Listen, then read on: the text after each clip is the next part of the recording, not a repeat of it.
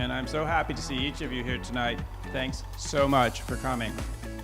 We are honored that David Gershon has come to UCSB to share ideas and his vision for creating, yes, a carbon-neutral Isla Vista by 2025. That would put us, well, let's see if the plan is good.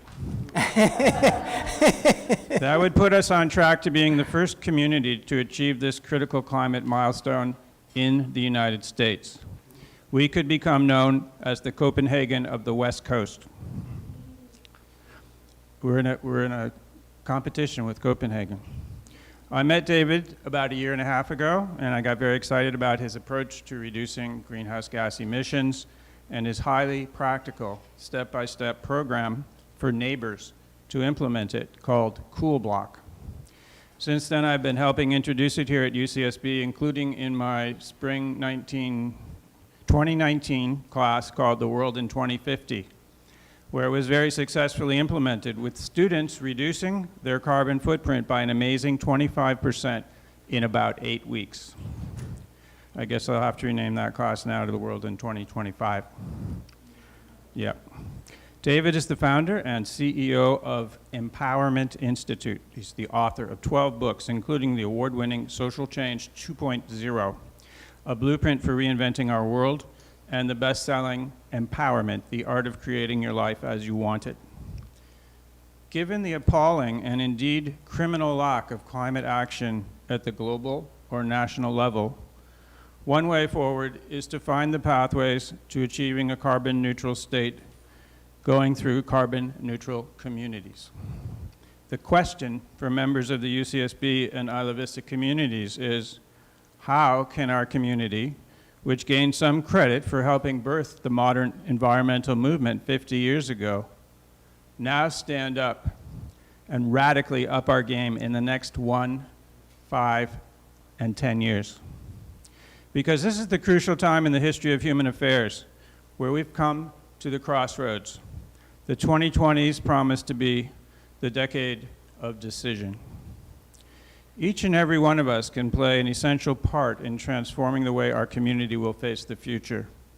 It's up to all of us to try our hands at whatever projects our hearts, minds, and hands are drawn to. The Cool Block program just might help us do that. This evening, David Gershon, founder of the Cool Block program and the Cool California initiative, will offer us his vision of a pathway to enable the seemingly impossible to become possible. He's dedicated his life to empowering people to believe that we can change the world of our dreams, and he's devoted great efforts to designing the strategies and tools to help us make this a reality. Please welcome David Gershon to UCSB.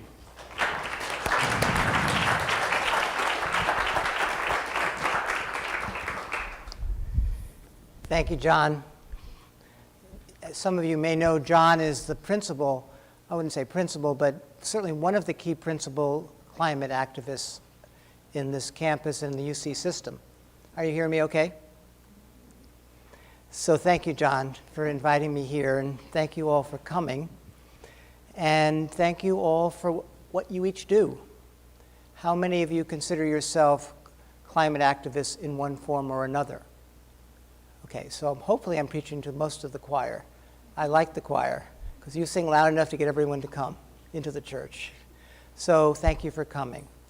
So I often think of what we're trying to do as creating a revolution. But not a revolution that is about reacting to the status quo, but one full spiral, evolutionary. So it's a new possibility that we're trying to birth. And what I want to talk about tonight is a pathway to doing that, but also I want to talk about how we change our relationship to time itself, because time is either an asset or a liability. I'd like to turn it into an asset. Before I start, I want to thank the amazing group of people that have come forward to sponsor this talk. So Santa Barbara County Association of Governments, the Traffic Solutions Division, the County of Santa Barbara Sustainability Division. Garrett is here. Thank you, Garrett, for helping us so much. The UCSB Department of Environmental Studies. Anyone from Environmental Studies here? Yay. Thank you for coming. UCSB Sociology Department. Anyone from Sociology Department?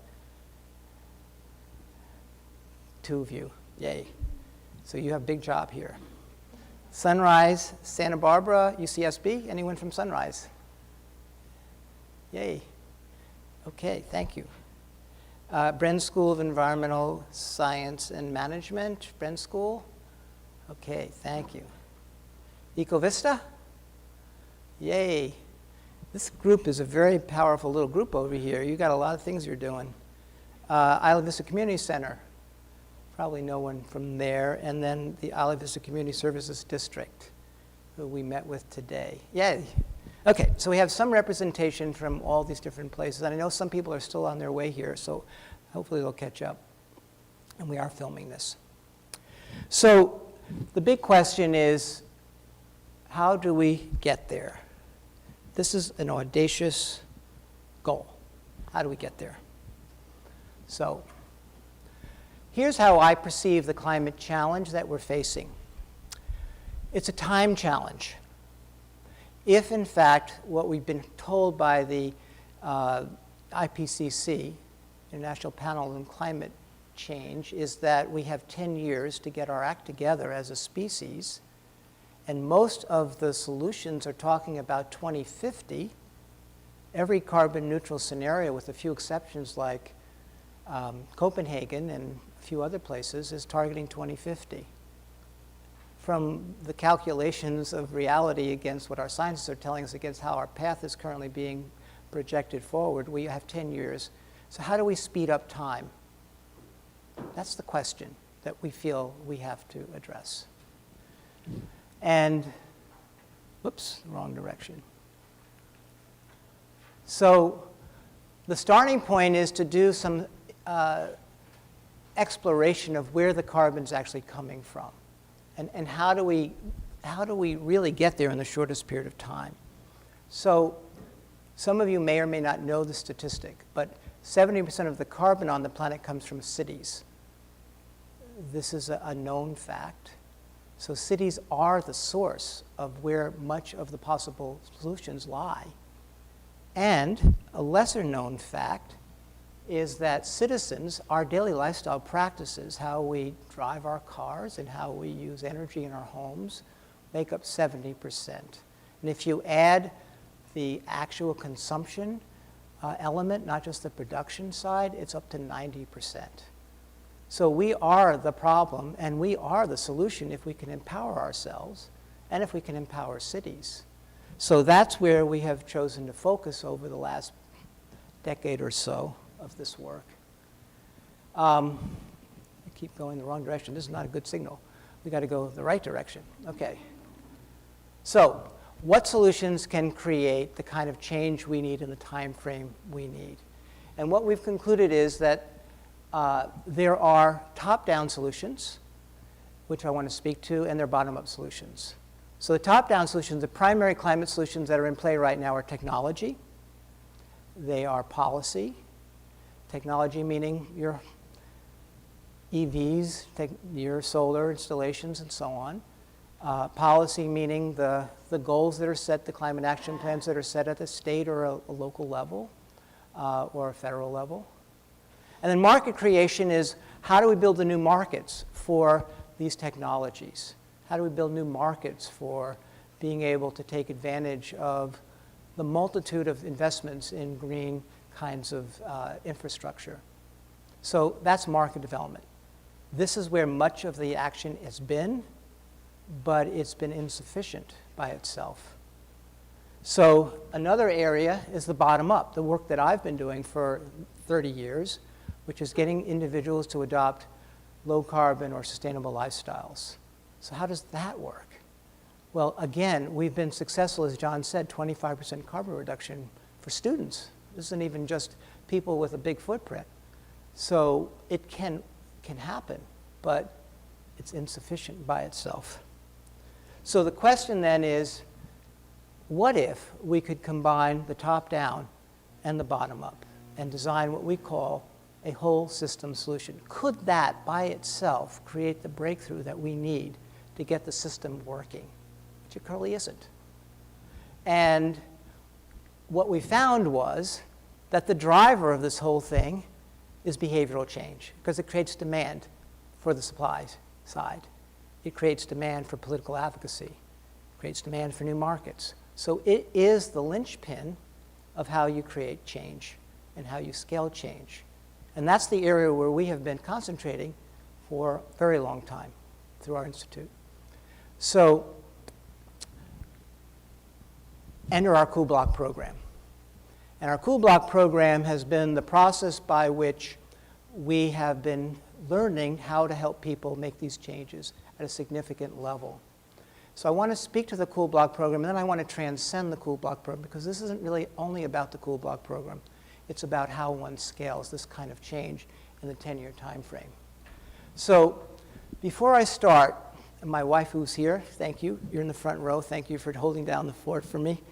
Bless your soul, dear wife, Gail. And I formed our Empowerment Institute some 40 years ago. And our world has been about how you empower people to envision and create what they want. How you empower people to envision and create what they want at every level of scale, from the individual to a block, to a neighborhood, to a organization, to a city, to a planet. So that is the operating system embedded in Cool Block and all the other scaling components that I'll share in a moment. So what is the Cool Block program? Fundamentally, it is a leader on a block. How many people here are block leaders? Can I see? Show of hands. So we have 1, 2, 3, 4. I think Robin is a block leader. 5. So 5 block leaders. So these are the heroes of our planet right now. Thank you all for choosing to step up and make your block a cooler place and a better place for our planet. So a block leader connects with members of their block, and they create teams of 5 to 8 households. And those teams, over 4.5 months, go through this process, and they work through 5 topics. They become more resilient, so they can manage whatever climate disasters may come our way. They are able to reduce their footprint. They are learning how to better steward water, and they are increasing the livability of the neighborhood, and then they are empowering others. So that's the fundamental foundation. And imagine this now as embedding an operating system of change on a scale of a block. It's not just that they are making their block better, cooler, reducing its footprint, making it resilient, but this is an operating system for what we call second-order change, or transformative social change, embedded at the scale of a block. That team becomes a force for change in its own right. So where are we? We have, the program is 118 actions. It's a peer support system. The reason why it works is we have accountability between neighbors. It is self-directed meeting guides. That is to say, the team itself can make itself effective without needing outside help of any great consequence. There's a volunteer coach that helps, and then there is a web platform that creates the changes and that helps people begin to track what they're doing. Not makes the changes, but tracks the changes and gives them the information they need to take the actions. So that's the fundamental platform. How does it actually work that people are willing to do something? What is the secret sauce of this program besides the behavioral change? The secret sauce we found is that people are seeking these 3 intrinsic motivations. One is they want greater meaning in their life. Being able to be part of something that's actually able to change the game around climate is a significant opportunity to find meaning. Being able to do something for the sake of your children's future is a significant opportunity for increasing one's meaning in one's life. And then you have community. Being able to meet your neighbors. How many of you know your neighbors very well? 2.5. How many might wish to know their neighbors if they had an opportunity better? 8.5. No, 12. So many opportunities. What we find is that people are very hungry for place-based community if given the opportunity. And they say, I want to meet my neighbors. Now, students aren't necessarily having a long-term relationship, but what we're finding, and we're still learning how this works, is that the sense of community in place is also a very attractive thing. And then the third thing that is really powerful is the sense of agency. I may not be able to change the world directly, but I can certainly make my block a better place. And if I can make my block a better place and others can make their block a better place and we can make our community a better place, we increase our sense of agency, which is at the heart of this empowerment model. So here's what we've achieved so far in this particular program. We have had 5 cities engaged, and each time we've engaged a city, it's come out of a citizen advocate. So I want to really honor the bottom up properly. It's come out of someone who lives in a community who says, yes, I want to make my community a better place. And they begin the process of engaging their community to do such. So we've worked in Palo Alto and Mountain View and Los Angeles, San Francisco, and now in Isla Vista. We've had 85 cool blocks so far. Now, our history is that we've worked with a variety of other programs that have gone into the cool block program. So over time, we've worked with tens of thousands of blocks in many, many countries. But in this particular configuration, which is a synthesis of all these programs, we have 85. On average, they're reducing their footprint by 25 to 32%, depending upon the household and the community. Well, not the household, but the community. Some places it's easier and some places it's harder. Here's an interesting statistic. A neighbor knocks on their door and says the following: I'm your neighbor from up the street. I'd like to invite you to a neighborhood gathering to hear about a program sponsored by the Community Service District of Isla Vista or UCSB. The meeting is this Thursday, 7 to 8:30. Can you make it? And 56% of the people who receive that communication actually end up joining a team. So that's a very significant number. It means that those 3 selling points, those 3 what we would call intrinsic motivations, those 3 benefits are strong enough to get people to take time out of their busy life to actually invest in this process and then achieve those results. And we spent many years figuring out how to find the way into someone's responsiveness to such an opportunity. And now we have created an Isla Vista carbon neutral city team. Those people who are the great Margaret Mead quote, never doubt a small group of people can change the world. Can you raise your hands, that team? 1, 2, 3, Robin, Shaylin. So these are the people who are going to start the journey to make Isla Vista a carbon neutral city and be a role model to the world. So thank you all for saying yes, and being part of that small group. I'm very proud of you and so proud to be part of that team with you. We also have another crazy group of people in Silicon Valley who have another crazy idea. And they want to actually turn Silicon Valley into the first carbon neutral region on the planet. And we're meeting with them next week. And they want to get the place where so much emanates of good, and maybe not so good sometimes, to show what's possible when you can have these companies show up and start to create the kinds of cities that we envision. So that's a different game. We see Isla Vista as the incubator. That goal is by 2030. So Isla Vista, we want to lead the charge by 2025. So that's another adventure that we're embarked upon. Okay, so the big question is, sounds good, as John said, well, what about the plan? Is it any good? Will we get there? And the answer is, I don't know. Let's see if this plan holds water as you listen to it. Because this is an audacious goal. So one of my areas of interest is the study of tipping points, because tipping points is a lever for change. And over the course of my work, I've identified 3 different pathways, or 3 different bodies of thinking on how tipping points get activated. So the first one I want to speak to is the diffusion of innovation. Some of you may know that work if you do work around technology. And basically, the diffusion of innovation is based on research by Everett Rogers out of Stanford, who studied how innovations diffuse, be new technologies, seed strains for farmers, new medicines, of course, new technologies. And what they found was that the way it works is a innovator, us, some of us doing this, start to tell the story of this innovation to the early adopters who have a predisposition for adopting a new innovation. They have two characteristics. They seek out change and they have a high tolerance for experimentation. They represent about 15%.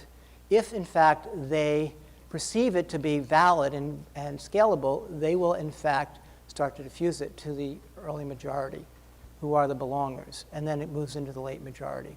So our goal here is to target early adopters. And the great thing is the early adopters target us, because they would come to a talk like this, right? So expect that you are part of that for this kind of innovation. So diffusion of innovation is a key part of it. And what it says is that 15% you hit a tipping point where it starts diffusing on its own momentum, if it has the makings to be able to diffuse. And not all do. Many die on the vine. But if it could, that's the number. So it's not like you're going after the most difficult. You're going after the most receptive. And we have 15 students who have committed to being cool block leaders who are the early adopters for this program right now at UCSB. But that's only one of the puzzle pieces. The second one is something called cyclogenesis, which I learned about from my friend sitting in the back row, David Hofstetter. Welcome, David. And cyclogenesis is the science of how hurricanes form, or how in the natural world small changes start to build up. And the idea is that these small vortices combine and expand. And at a certain point in time, they hit a tipping point. And all of a sudden, they start to have impact, and they become hurricane scale. So each block is a small vortice. Each of those blocks. So all you block leaders, think of yourself now as the beginning of creating this, whatever we want to call this hurricane, this commitment for a radical change of possibility for how we think about climate and community, for that matter. So that's the second one. And then the third one is this notion that's part of evolutionary biology called punctuated equilibrium. So punctuated equilibrium is the science of how rapid change happens from a steady state to a new state. And it happens when there is an extinction level threat. When there's an extinction level threat. And all of a sudden, what you discover is that you have a rapid state change. We are now facing an extinction level threat. So the science of tipping points is telling us that if we are able to take advantage of the opportunity in front of us, time is now our friend. For the first time on the planet, we have to change or we go extinct. That's a profound opportunity if we seize it. Of course, if we don't, that's the bad side of the story. So we're going to seize it, right? I know Ronaldo quickly went to that one. He's very attentive to all the downsides of how we might go extinct quickly. But he's also very attentive to all the upsides as well. So bless you for being here as well. So what we're trying to do essentially is to go 3 times faster than anyone's thinking right now. We call that time elasticity. We have to speed up time. We have to speed up time. We have to do what everyone is holding as 2050, we have to do it by 2030. And in the case of Isla Vista, because this is probably the best incubator that I have found on the planet, I mean, think about it. Everyone, 10, 12 people live in a house. Most people don't have cars. The footprint of the city, which we're working with Garrett to actually discover, is so primed because we could do so much. And the university's got this commitment by 2025 to become carbon neutral.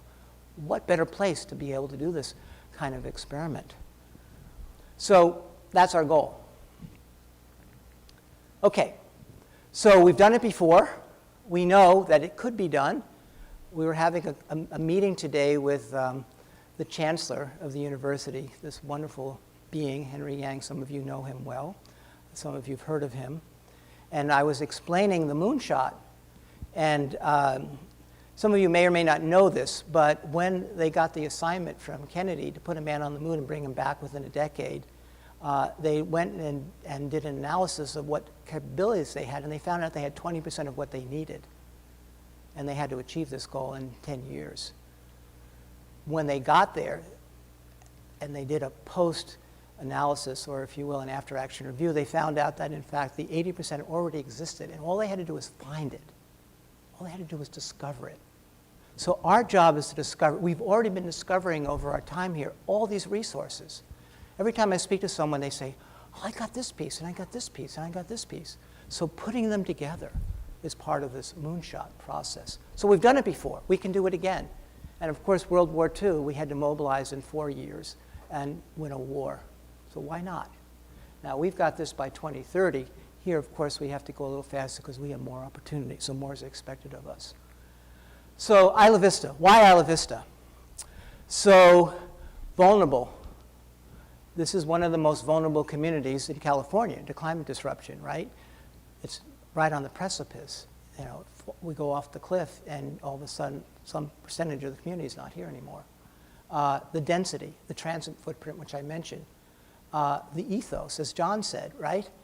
This is where the modern environmental movement got birthed in 50 years ago. I mean, what an amazing credential. Why not be the place where it gets birthed again? Now with a lot a lot riding on it. The student passion, such a pleasure. They're so excited, they're so passionate. And the brain power. I mean, this is one of the leading universities around environmental research, around environmental studies.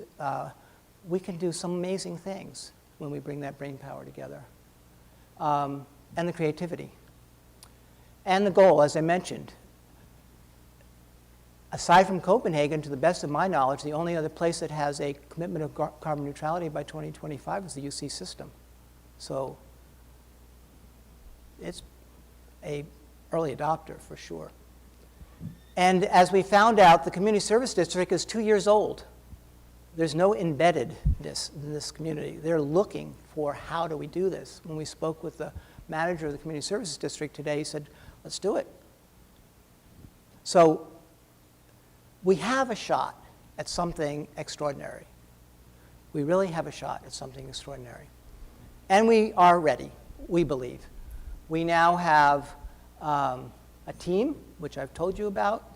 200 students in John's class have participated. We've had 30 cool blocks in play or have completed. We've achieved this kind of significant footprint reduction per household, and we have these amazing partnerships that are primed and ready to go. So we have a lot going for us. So how does it work? How will we scale? So far, so good. We have the right place, the right time, the right need. How does it actually, and we have a tool that can scale, how does it actually work? So this is the process by which you scale from a block. If you can think of a block as in a human organism as the cell level, how does it begin to scale at each level? So what you're going to see as what we call climate action capacity getting built.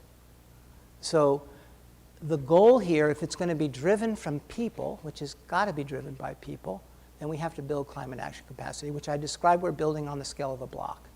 So then that moves to the neighborhood, and you'll start to see the meter turning more to the right. Now we're learning how to work at the scale of a neighborhood. We can do things that we couldn't do at a block, we can do at a neighborhood level. Some of the stuff that Ronaldo's very excited about, the microgrids and things of that sort. Then you move it up to the district level, and you start seeing the innovations happening at that level. Block to neighborhood, neighborhood to district, and then you keep moving it up to a city level. 25% is our goal, minimum number of blocks, which tips it. So now it starts diffusing. But we don't stop at that level because that's not enough. We have to start working at the regional level and eventually the state level. And as John spoke to, we have to show how California can become a carbon neutral state by we want to move it up by at least 5 years to 2040. So the idea being is that the process just keeps scaling. And at each level of scale, it's not just bottom up, but it's top down, bottom up, whole system at each level. So the whole thing is getting integrated. So how does it work in a very specific situation? So let's take transit, which is the #1 issue here in Isla Vista and in most cities, where most of the footprint of a city exists. So when you start taking someone through the cool block, they start walking more and biking more and sharing rides and using e-bikes and public transit and whatever. You start creating demand from the bottom for this kind of change, which then starts to create demand for the supply, sidewalks, charging stations, dollars for e-bikes, new transit systems. So the system starts to now get integrated. Bottom up starts to create the demand. The top down now starts to create a new capability, and this virtuous spiral starts to happen. And all of a sudden, possibilities that weren't there before start to get born. And in time, new investments come in, and this process begins. And it's very much a virtuous spiral, but you have to have the whole system working. You can't just do it through advocacy from the bottom. You can't just do it from supply demand, supply side interventions. You've got to bring the whole system together. And when you do that, you start seeing possibilities that weren't there before. Fewer car trips, requires less parking. It goes on. These are the kinds of things that you can see as you start to see the points in this slide. And that is just the beginning, because that is a system that's part of a whole system, so it can activate all the other parts of the system if we are wise enough, skillful enough to build these whole systems. So all of a sudden now you have the resilience in transit and food and resource stewardship and jobs and economy, and the whole system starts to work as a whole, which it always has the capacity to do, but no one's figured out how to integrate it. And I'm not suggesting we have, but I think we have a pathway for doing that. More to be said about that. So how does this actually translate into a carbon neutral city? So we have identified 5 different teams of people that have to work together creatively, intelligently, smartly to be able to do this. So we need a technology team who can bring the technologies we need into play. We need a finance team who can bring the resources for the new infrastructure that's going to be required. We need a policy team who can start to figure out what are the policies that allow this to work. By the way, in this room alone, we have people who could play significant roles on all those teams, and thank you all for coming, because some of you I've spoken to already about that. And then we have the community engagement team, which really manages the full bottom-up process. And then a synergy team, because what is known to happen in community engagement is that they get siloed. So we need one team that figures out how this process is able to continuously get integrated. What do we learn from technology that can help finance? What do we learn from finance that can help the community engagement? How does that work? So from my years of experience on building empowerment systems, this is how you empower a system. Okay, so this process, though, doesn't just build this kind of content capacity. It also builds what you might call social capital, which is the community cohesion, trust, and what we call second-order change. Second-order change being transformative social change capacity, being able to move a system to a higher level of performance and social value, needed to achieve a carbon-neutral city. So while we're building the content, we're also building these less overt but more subtle dimensions that build a long-term capacity for the kind of change that's going to require everyone to be involved. There's no one who sits out this change. In fact, if there's anyone sitting on the sideline, then it's a failure in the design, because everyone needs to be involved. So what does the scaling mechanism look like? If Isla Vista does its job, it scales across California. It scales across California. We've had the good fortune of having conversations with Gavin Newsom and his team, and he's very interested to see how this model can scale. He's ready and waiting when we have something more to share with them. They're eager. They are plateaued. They don't know how to get this job done by themselves. They are the classic example of we've done a lot from the top down, but we don't know how to go any further. So what does the scaling look like across California? So this is our strategy. We want to work with 50 cities, Isla Vista being the beginning, along with Silicon Valley.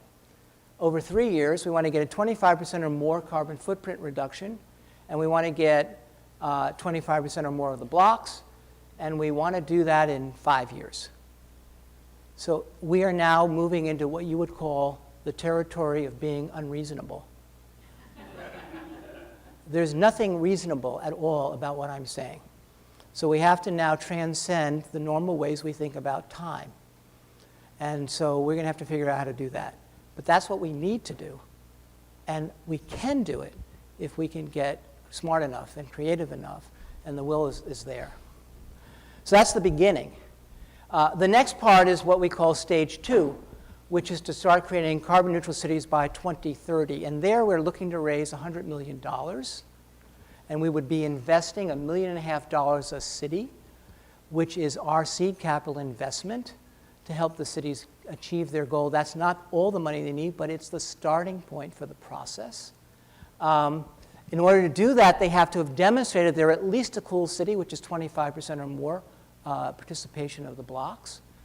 And then we want to create what we call a carbon neutral city prize of $10 million that we'll start investing in the first cities as another level of incentive. So that's the pathway. And this fund ultimately is going to be what we think will get us started. It's not all the money we need, and if we are successful, think about this, if we're successful, we are opening up the carbon neutral city marketplace, which people estimate is $1 trillion. So that's the potential we're talking about. And when I was speaking with the chancellor today, I said, you know, UCSB can be the source of that. This could be the place where those new technologies are designed, where those new possibilities, where the students at Bren School are going to create the future of what we need. So that's what's at stake in terms of the upside, aside from the planet's viability. And then that becomes the pathway to a carbon neutral state by 2040. So starting to bring this into the home stretch here. So what are the key ingredients necessary, not on the content side, but on the human dimension side, on the individual side? We need these 4 ingredients in my experience of empowerment.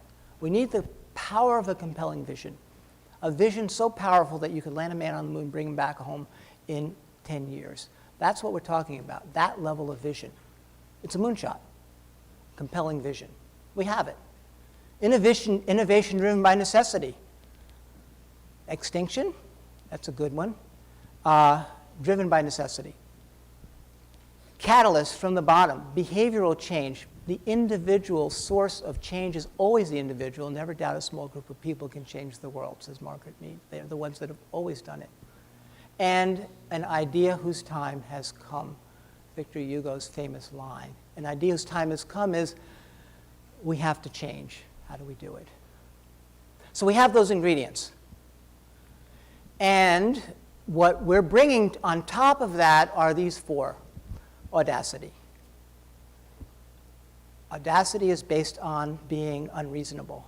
Audacity is based on a dream that seems impossible.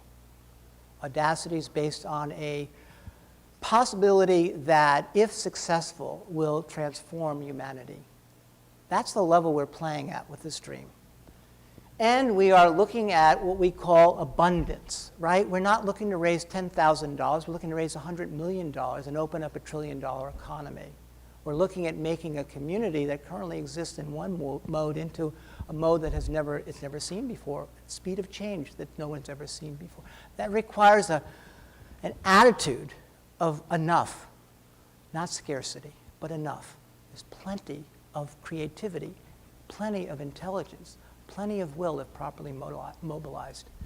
And we're trying to build a sense of what we call alchemy. Alchemy meaning 1 and 1 equals 3. You bring all these 4 elements together and you get something that is way beyond any one of them. And lastly, agency, the work of my wife and I, Gail, in our institute, which is building agency. I am, I can, we are, we can, it's possible.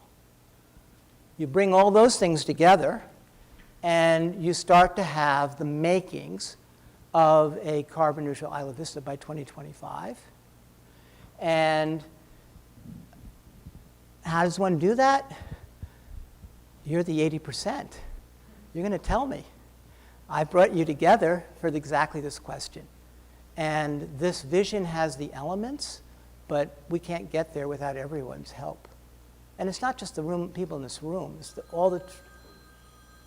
We're getting a call from someone already who's interested. They didn't wait long. Thank you. Just tell them yes. Please join us. I like that. That was a quick one.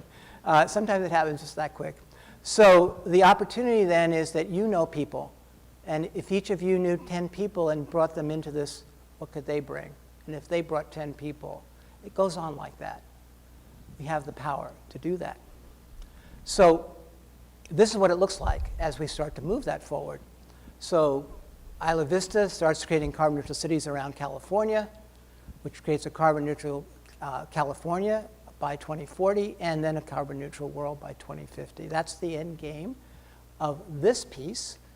The residual of that is that we have communities that are profoundly connected, profoundly empowered, profoundly inspired. We can do this. We know this. We can do this. And so those communities will become models. And I believe California's destiny will be achieved through this, which is the place where this stuff happens. That's why California exists on the planet, in my judgment. That's why I've come here. So California has to do this. If it doesn't, I don't know where else it's going to happen. And it can. I believe it can. So let me end with this wonderful quote that I always love. It's the Rilke quote. You'll see yourself in this quote. Again and again in history, some people wake up, they have no ground in the crowd, and they move to broader, deeper laws. They carry strange customs with them and demand room for bold and audacious action. The future speaks ruthlessly through them. They change the world. Who would like to change the world? Can I see a show of hands? Okay, you're on. So thank you so much. Bless you. Thank you. So we have time for questions, comments. We have about a half an hour or so. If you have time, please stay and be with us. And let's hear your questions. I mean, there's a lot of things that I've provoked, perhaps. Please.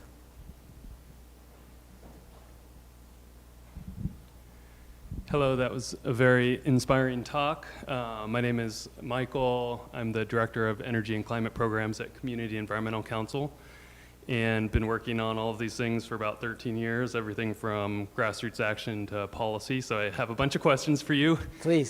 You know, especially in Isla Vista, it's a large renter community, and so how do you get the owners of the properties on board to, you know, install solar panels, to, you know, get the natural gas out of the buildings and replace them with heat pumps for water heating and space heating, and, you know, all the things that maybe the students or the renters don't have as much control over, because that, you know, owner-tenant conundrum is a really big issue.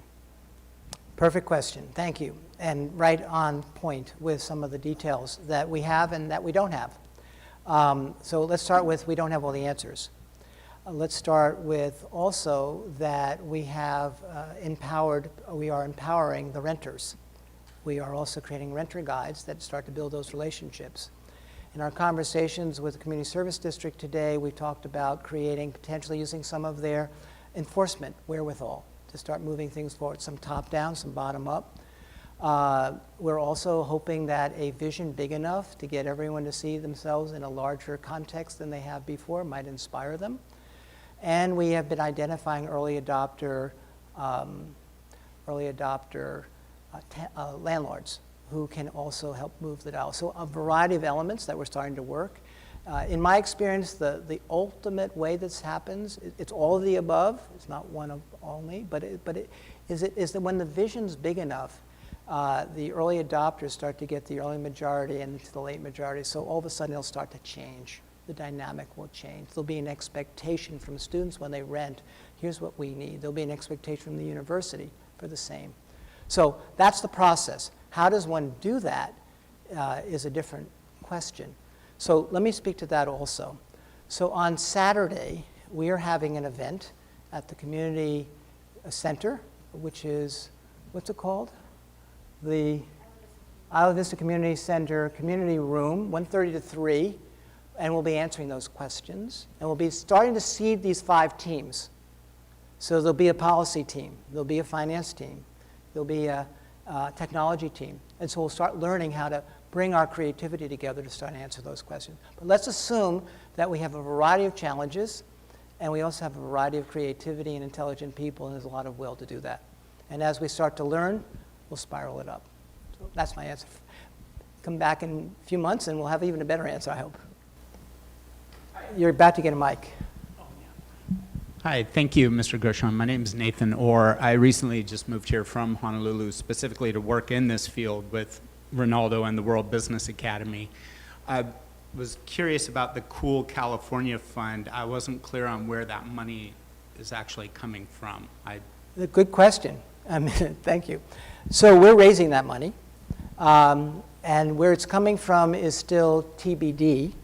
But we are looking to bring in the people who are called to change the world, who have money that they're not satisfied is getting the kind of social ROI that they're used to getting from their impact investing, who have the discretion to be able to make investments at larger denominations.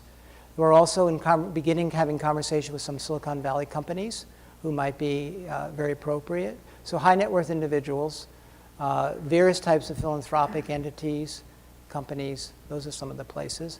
We have a conversation that started with Gavin Newsom. So we're looking at whether or not we want to raise all the money and not get caught up in the government process. But there is a lot of money there, and we're talking about potentially a matching fund of $50 million that we raise and they bring 50.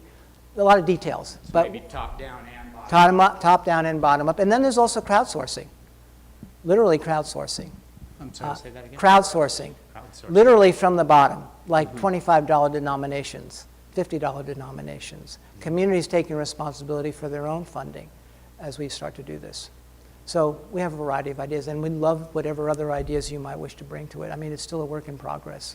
So it's a lot of money on one hand, it's not a lot of money on the other hand. And we hope that that money also starts to build what we would call the carbon neutral economy. So in some ways, for some people, this is the seeding of all this green infrastructure money that's just hanging out waiting to be invested that doesn't have enough demand for it yet. So we can start to also open up an economy. So getting in front of the right people, telling the story, having the kind of support that you guys bring to us to help us articulate and shape that would be wonderful. So you're carrying part of the 80% as well, I suspect. Thank you. Yes. Hi, thank you so much. I'm Faye Cox, a local entrepreneur with a publishing idea that I believe is part of this for sure. I bet it is. Yeah, no accidents. I'm wondering about your governance and decision-making processes for putting coalitions of this complexity together and hoping that sociocracy might be a part of it. Let's assume that it is. Okay. And we don't know how it works yet. Okay. But the answer is we have to build new models for, I would say decision-making is a puzzle piece, but I'd also say another puzzle piece is group genius. So what we need is not just to get people in the room to figure out a line on an idea, but we need to tap what we call the group genius or the collective intelligence, which is often not done very well in a lot of processes. So we'll be very much looking for the kinds of processes that can enable that group genius to birth the kinds of new ideas that don't exist yet. Just about everything we're doing in the configuration we're talking about does not exist, but it does exist here or there. We just have to piece them together. So I'm very eager to hear whatever your ideas are, and this is an incubator. We want to test them. I'd love to bring some of that along. I'm learning about, well, I've Thank trained in it, and I think it is a process for getting to group genius and collective wisdom. So, Yes. and it's a beginning. We need that. Hi, I'm Julia Fine. I'm a grad student in linguistics, and I use she, her pronouns. I was just interested in hearing also in the spirit of what kinds of collective intelligence we can bring, what the role for research might be in this process. Delcia and I are actually part of a student-led research team looking at collective action, specifically environmental justice action, and how to support activists, how to recruit new people, and also get buy-in from the administration and faculty. So I'm just curious, what might the role be for faculty and student researchers who are interested in participating in this kind of process and also helping to reflexively analyze what we could be doing better, what we can learn from? If you want to think of this in one term, it's research. I mean, we have to figure out how to carefully analyze what works, what doesn't work. We have to have theses that we're testing. We have to be able to build credibility around each of these things. We have done our own research, not as diligent as one would do if you were a formal research team, on getting the data that we've gotten so far. There are going to be new technologies we'll need to apply. Research is huge. So one of the conversations we want to have is with you guys on how to build the research. There's a whole bunch of things we want to start researching. We could whole list together. And we'd love to work with the student body and the faculty to build the kind of research projects that we're going to need. And John and I have already begun thinking about some of those kinds of research projects. So thank you. Yes, we need your help. I want to have you hands the mic to Shaylin. So Shaylin is our partner in crime, our student partner in crime, a block leader, and also been working with us on this crazy idea called Carbon Neutral Isla Vista. We invited her to the meeting with the chancellor, and of course she won the heart of the chancellor because she has this passion, and I want you to share any thoughts you might have as Well, I was actually going to ask for the mic, so thank you. Thank you for handing it to me. You're welcome. Something that comes to my mind as a student and being a student with the mic now, while we're talking about all of this, the kind of thesis here is bringing together all these different parts and putting them into an actionable plan. Something about Cool Block that really appealed to me is that it's a step-by-step process that's been proven to work. It's not something we're trying. We know our end goal, but how do we get there? This is a way to get there. And the thing that's so powerful about having it here in Isla Vista and then hopefully at other college communities is that it's kind of, in my mind, added to our college experience. You come as an undergrad and your mind is so open and you're so ready to absorb these things, and you've also haven't lived on your own yet. So yes, there's those renter-tenant relationships that you're gonna have most of your life probably, but once you start building those skills now, everywhere you go, you have those skills with you going on to it, you know? So like my freshman year, I was like, oh, I can't wait to live in a house. And if I had these ideas on me going forward, then like as a renter, I'm like, okay, this is what I want from Block 1. No pun intended. Or this is what I want as a homeowner that I'm going to implement right away, right off the bat. This is just what it is for me. So eventually, once we start this, that's just going to become the new normal because people are educated in that way. So. Thank you. Thank you, Sheila. So, so let's take one moment. Let's just close your eyes for one moment. Take a deep breath.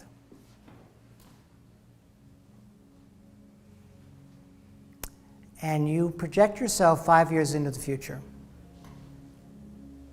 It's 2025. Isla Vista has become carbon neutral. Cities all over the world have come to study Isla Vista. Universities all over the world have come to study how it got done. The world has hope. It sees a future. It sees a possibility that currently doesn't exist in the current state of our psyche. It sees young people changing the world with hope, with skills, with knowledge, with passion. It sees a university showing up and opening up the universe of possibilities in a profound way. It sees politicians, government agencies operating at their highest ideal of contribution. Businesses bring the best of what's possible. Community organizations, local nonprofits, showing how to actually implement so many of these beautiful solutions and finding a role for themselves that puts them right at the center of so much of the change that's necessary and so much of what they want to do. They now have the platform and achieved it. But it's just the beginning. Now we have to build the whole world. Carbon neutral is not the end game. That's the opening act. And imagine each of you who, for whatever reason, found yourself in this room tonight, by choice, by coincidence, at ground zero for this change. And the question is, what am I doing that has allowed that to succeed? What did I do as a result of being here? What did I do? How did I shift? What did I bring to this? There's absolutely enough people in this room to change the world. We're 2 or 3 times more than we need. So just receive that. Meditate on that. Allow it into your deepest part of your being. This is our time. We must seize it. And we will. So thank you all for all that you bring, and assume it's done. Assume it's done, and you made it happen. So those of you that are inspired, come on Saturday. Those of you who are inspired to start on your block and be part of the solution where you live, please come and see Robin. And anyone else who has any inspirations that they want to share with Robin, myself, or John, or Shaylin, please reach us. Thank you all for your wonderful attention.